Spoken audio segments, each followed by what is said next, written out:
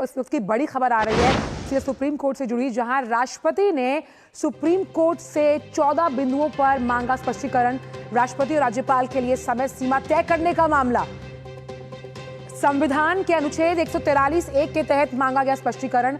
और ये अहम खबर, विधानसभा द्वारा राज्यपाल को भेजे गए जो विधेयक हैं, ये उन फैसलों से जुड़ा मामला है। 8 अप्रैल के सुप्रीम कोर्ट के फैसले को लेकर स्पष्टीकरण मांगा गया है।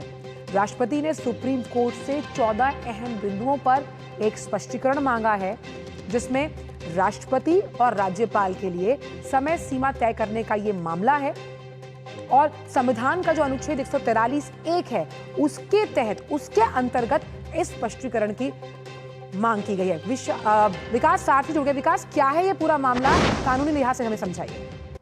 देखिए, जब भी किसी फैसले को लेकर के अगर सरकार को ये लगता है कि इसमें कुछ स्पष्टीकरण का अभाव है या किसी तरह की दुविधा है, तो राष्ट्रपति के जरिए एक रेफरेंस सुप्रीम कोर्ट को भेजा जाता है और उस पर कुछ स्पष्ट बिंदुओं पर सुप्रीम कोर्ट से राय ली जाती है कि सुप्रीम कोर्ट को क्या लगता है इस मसले पर। तो अभी आप जैसा 8 अप्रैल का फैसला देखेंगे, जिसमें सुप्रीम कोर्ट ने राज्यपाल और राष्ट्रपति के लिए एक समय सीमा तय कर दी है कि अगर विधानसभा कोई विधेयक उनके पास भेजती है तो एक तय समय में उस पर निर्णय लिए जाने चाहिए। अब इसको लेकर के सुप्रीम कोर्ट से राष्ट्रपति ने जो रेफरेंस भेजा उसमें 14 बिंदुओं पर जानकारी मांगी। और ये क्योंकि अगर आप संविधान को देखें तो वहां पर कहीं भी राष्ट्रपति और राज्यपाल के लिए इस तरह के निर्णयों को लेकर के कोई तय समय सीमा नहीं है। ऐसे में जब सुप्रीम कोर्ट ये इस तरह का एक गाइडलाइन जारी करता है और एक पर्टिकुलर टाइम फिक्स करता है, तो जाहिर है इसको लेकर के केंद्र का कहना है कि स्पष्टता का अभाव है और इसीलिए ये रेफरेंस भेजा गया है केंद्र की ओर से। आमतौर पर आंचल, ये जो रेफरेंस है वो संविधान पीठ ही सुनेगी। सुप्रीम कोर्ट की कम से कम 5 जजों की संविधान पीठ इसको सुनेगी और फिर उसको लगेगा कि वाकई जो फैसला 2 जजेस ने, जस्टिस पारदीवाला बेंच ने जो फैसला दिया, उसको लेकर के एक एम्बिग्विटी है, उसमें एक स्पष्टता का अभाव है। तो इन बिंदुओं में से जिन बिंदुओं पर सुप्रीम कोर्ट को स्पष्टता का अभाव लगता है, उन पर वो अटॉर्नी जनरल को सुनेगा, केंद्र सरकार के जो भी इश्यूज हैं उनको सुनेगा और जो और पक्षकार हैं उनको सुन करके एक ओपिनियन अपना देगा। अब इसमें आंचल 2 बातें हैं कि पहली बात, ये ओपिनियन बाध्यकारी नहीं होता राष्ट्रपति के लिए मानना।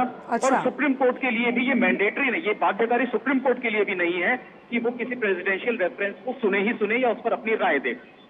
इसमें हमने, अगर मैं 2012 में किसी तरह का रेफरेंस भेजा गया था, प्रेसिडेंशियल रेफरेंस सुप्रीम कोर्ट को भेजा गया था 2G स्पेक्ट्रम फैसले के बाद, उसको जब कोर्ट ने देखा, उसमें उठाए गए बिंदुओं को देखा, तो कोर्ट ने कहा था कि हम फैसले में जो बात कह चुके हैं वो स्पष्ट है, इसलिए अलग से हमें कोई अपनी राय देने की जरूरत नहीं। तो दोनों ही पक्षों के लिए बाध्यकारी नहीं है। लेकिन रांचल, इससे एक मौका जरूर मिलेगा एक लार्जर डिस्कशन का, और कोर्ट को लगता है कि 2 जजेस की बेंच ने कहीं ऐसा फैसला दिया है जो संविधान के प्रावधानों के अनुरूप नहीं है, तो इस मामले को फिर जाहिर है बड़ी बेंच के पास भी भेजा जा सकता है। बिल्कुल, बहुत बहुत शुक्रिया विकास, जानकारी को हमसे साझा करने के लिए।